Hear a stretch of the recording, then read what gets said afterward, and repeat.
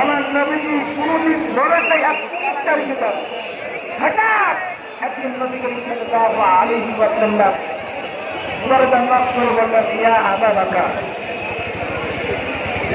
দরজা নক করে বলেন শুধু ইয়া আবু বকর, হে আবু বকর।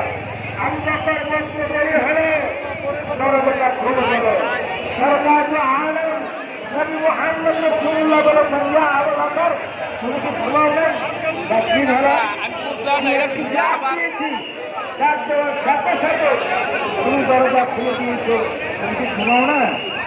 আজকে তো ইমানের জবাব দিয়ে দিলেন, ইয়া রাসূলুল্লাহ, ইয়া হাবিবাল্লাহ, দয়াল নবী, মায়ের নবী।